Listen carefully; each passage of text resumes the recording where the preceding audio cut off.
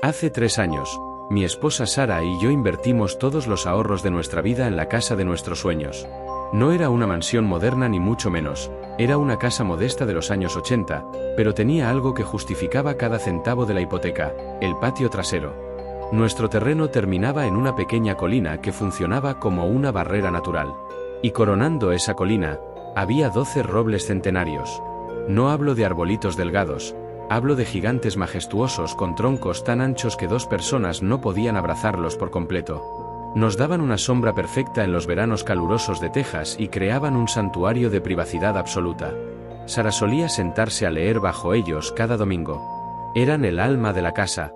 Pero esa privacidad tenía un enemigo. Detrás de nuestra línea de árboles, en la parte baja de la colina, había un vecindario de casas de lujo recién construidas. Una de esas mansiones extravagantes, con enormes ventanales y balcones de cristal, pertenecía a Richard. Richard era un director de finanzas de unos 50 años, el tipo de hombre que usa ropa de golf los fines de semana y habla por teléfono a los gritos asumiendo que todos a su alrededor son sus empleados. La primera interacción que tuve con él fue a las 3 semanas de mudarnos. Estaba yo en el patio delantero cuando vi su Mercedes SUV estacionarse frente a mi casa. Bajó, caminó hacia mí sin saludar y me extendió una tarjeta de presentación. «Hola, soy Richard, tu vecino de atrás», me dijo, señalando hacia la colina. «Mira, seré directo. Esos árboles tuyos en la colina me están bloqueando la vista panorámica al lago desde la suite principal. Es inaceptable. Ya llamé a esta empresa de tala. Diles qué día estás libre para que entren a cortarlos. Yo pagaré la factura completa, tómalo como un regalo de bienvenida al vecindario». Me quedé mirándolo, incrédulo ante su audacia. Le devolví la tarjeta y le dije: «Richard, Sara y yo compramos esta propiedad precisamente por esos robles. Son históricos. No los vamos a cortar. Ni por tu dinero, ni gratis. Que tengas un buen día». Su sonrisa falsa desapareció de inmediato. Su cara se puso roja de furia. «Escúchame bien, muchacho», me escupió. «Mi propiedad vale 5 veces lo que vale esta choza tuya. Esos árboles están afectando el valor de mi casa. Los vas a quitar, o haré que mis abogados y la asociación de vecinos te hagan la vida imposible». Se dio la vuelta, se subió a su Mercedes y aceleró. Pensé que era solo un bravucón rico haciendo berrinche. Qué equivocado estaba. 7 meses después de esa amenaza, Sara y yo nos fuimos a un viaje de 2 semanas a Europa para celebrar nuestro 5º aniversario. Habíamos dejado a mi cuñado, Mike, a cargo de revisar la casa y alimentar a nuestros gatos cada 2 días. Al 5º día de nuestro viaje, a las 6 de la mañana hora de París, mi teléfono empezó a vibrar sin parar. Era Mike. Contesté medio dormido, pero su voz me despertó de golpe. Estaba hiperventilando. «Hermano, tienes que tomar el primer vuelo de regreso. Ya mismo», me dijo, con la voz temblorosa. «Tu patio desapareció. Cancelamos los hoteles, perdimos miles de dólares en reservas y tomamos un vuelo de emergencia esa misma tarde. Durante las 14 horas de regreso, tuve un nudo en el estómago. Cuando finalmente llegamos a casa, abrí la puerta corrediza del patio trasero. Sara cayó de rodillas en el césped y rompió a llorar desconsoladamente. Yo me quedé paralizado, sintiendo que me faltaba el aire. Mis 12 gigantes hermosos. Nuestro santuario. Ya no estaban.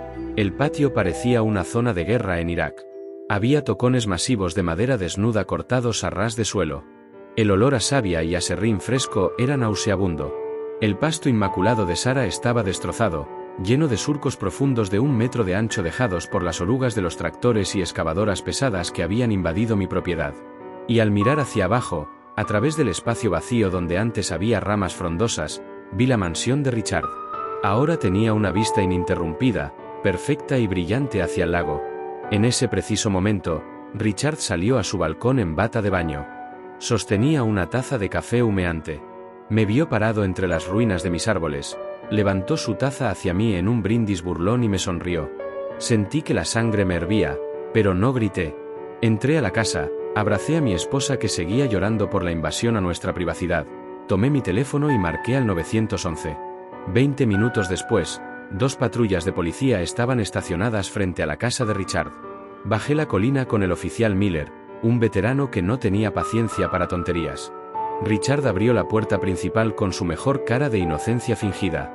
Oficiales, ¿en qué puedo ayudarles? Esto debe ser un malentendido con mi joven vecino por un problema de jardinería, dijo, intentando minimizar la situación. El oficial Miller miró el patio destrozado arriba en la colina, sacó su libreta y lo miró fijamente. Señor, dijo el oficial con voz de hierro, esto no es un problema de jardinería. Usted contrató maquinaria pesada para invadir propiedad privada mientras los dueños estaban fuera del país y destruyó árboles centenarios. Esto es allanamiento de morada malicioso y destrucción de propiedad. Es un delito grave. Y le sugiero que consiga un abogado, porque lo que acaba de hacer le va a costar mucho más que la vista de ese lago. El color desapareció de la cara de Richard por un segundo, pero su arrogancia ganó. Mis abogados harán picadillo a este chico, murmuró. Yo solo lo miré y le dije, Richard, acabas de despertar a un monstruo. Esa misma tarde, mientras Sara intentaba procesar la destrucción de nuestro patio, me encerré en la oficina de la casa y llamé a mi mejor amigo de la universidad, Marcus. Él no es cualquier abogado. Es socio de una firma especializada en bienes raíces y disputas de propiedad comercial. Le conté todo. Le envié las fotos del antes, con nuestros majestuosos robles dándonos sombra, y las fotos del después, con los tocones sangrando savia y las huellas de los tractores. Hubo un silencio en la línea durante unos 10 segundos. Pensé que la llamada se había cortado. Pero luego, Marcus soltó una carcajada oscura y áspera. Hermano, me dijo, con una emoción escalofriante en la voz, tu vecino acaba de cavar la tumba financiera más profunda que he visto en mi carrera. En nuestro estado, no te metes con la propiedad de otros, y definitivamente no te metes con la ley de árboles. Marcus me explicó cómo funciona la justicia en estos casos. Si alguien choca tu auto, te paga el valor del auto. Pero si alguien corta un árbol centenario en tu propiedad sin tu permiso, no te paga lo que vale la madera para hacer leña. La ley exige que pague el costo exacto de reemplazo. No puedes reemplazar un roble de 100 años con una semillita de $10 del supermercado. Tienes que calcular el costo de encontrar un árbol adulto idéntico en un vivero especializado, arrancarlo con grúas gigantes, transportarlo en carreteras cerradas y plantarlo en tu patio asegurando que sobreviva. Y aquí venía el golpe de gracia. Marcus me explicó que, si demostrábamos que el corte fue malicioso, intencional y planeado a escondidas, como hacerlo mientras estábamos en Europa, la ley estatal dicta daños triplicados. El culpable tiene que pagar el costo de reemplazo multiplicado por 3, como castigo punitivo. Esa misma semana, activamos la maquinaria de guerra. Primero, Marcus envió a un agrimensor certificado. El tipo clavó estacas con láseres y documentó bajo juramento que los 12 árboles asesinados estaban 100% dentro de nuestras líneas de propiedad. Richard no tenía excusa de confusión de límites. Luego, contratamos al arma secreta, un arboricultor forense. Sí, es una profesión real. Es como el CSI de los árboles. Este experto pasó 3 días en mi patio destruido. Midió el diámetro exacto de cada tocón, analizó los anillos de crecimiento bajo el microscopio para determinar la edad de 115 años de los robles, tomó muestras del suelo y evaluó la salud perfecta que tenían antes de ser masacrados. Me dijo que tomaría un mes armar el reporte de valoración. Nosotros estábamos dispuestos a esperar. Pero Richard, en su infinita arrogancia, decidió dar el primer golpe legal. Apenas 2 semanas después de la masacre de los árboles, mientras esperábamos el reporte forense, encontré un sobre blanco pegado en mi puerta frontal. Tenía el logo de nuestra asociación de vecinos, la infame JOA. Lo abrí, y era una multa oficial y aviso de infracción. Me estaban multando con $500 diarios por tener, y cito textualmente, tocones antiestéticos y escombros de jardinería no autorizados en el patio trasero, arruinando la estética de la comunidad. Me daban 72 horas para contratar a alguien que arrancara los tocones de raíz y nivelara la tierra. Me quedé helado. Luego, até cabos. Averigüé quiénes estaban en la junta directiva de la JOA. Adivinen quién era el vicepresidente. El mejor amigo de Richard, que vivía a 3 casas de él en la misma colina de millonarios. Richard se había dado cuenta de que la policía lo estaba investigando y entró en pánico.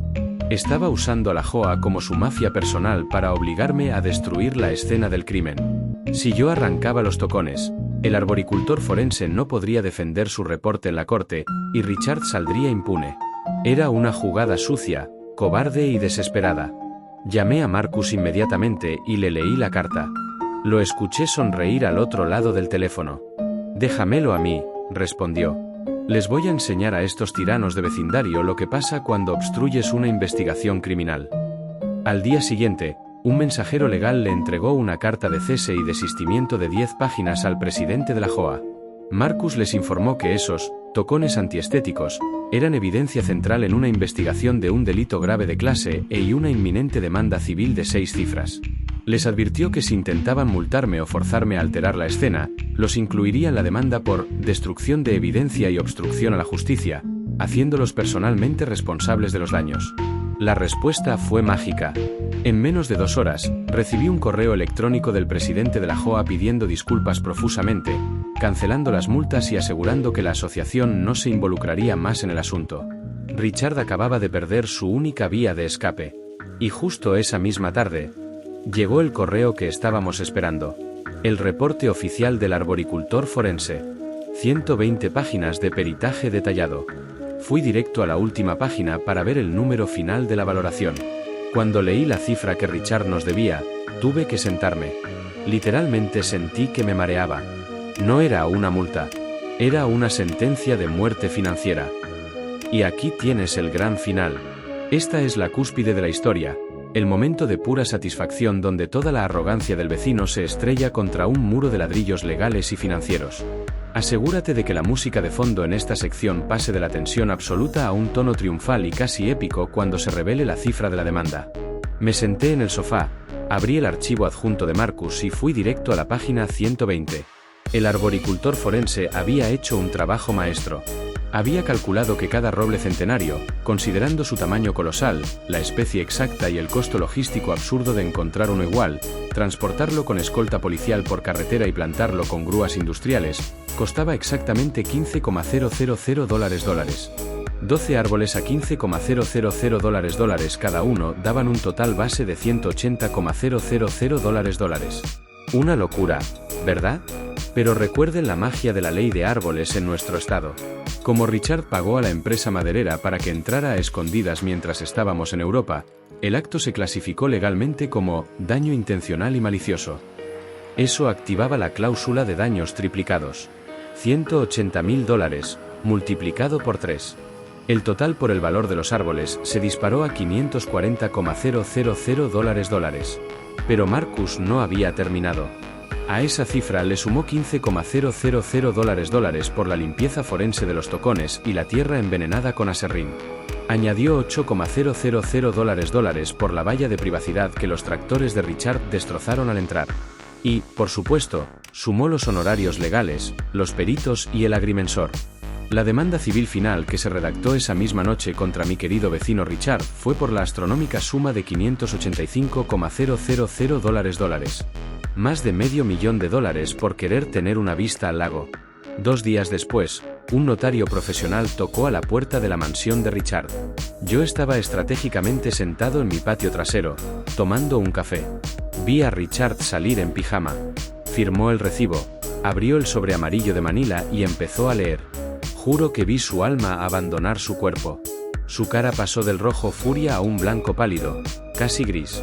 Dejó caer los papeles al suelo de su balcón. Agarró su teléfono con manos temblorosas y entró corriendo a su casa. Esa tarde, Marcus me llamó riéndose a carcajadas. El abogado de Richard nos había contactado en estado de pánico. Querían que su seguro de hogar cubriera el desastre. Pero aquí está el segundo golpe de gracia: las pólizas de seguro de hogar cubren accidentes.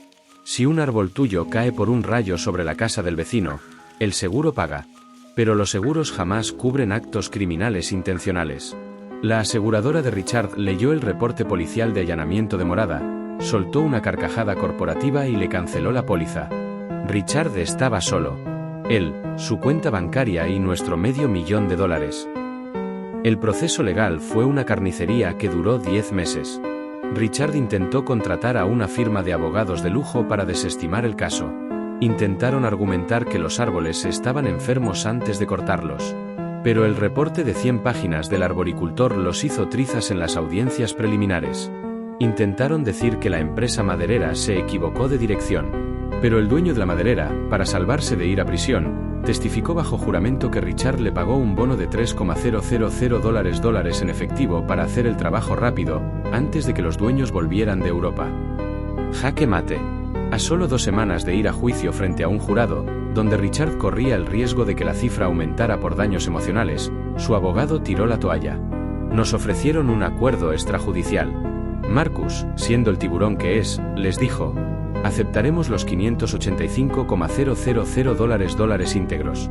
Ni un centavo menos, o nos vemos en la corte. Richard no tenía esa cantidad de dinero líquido en el banco.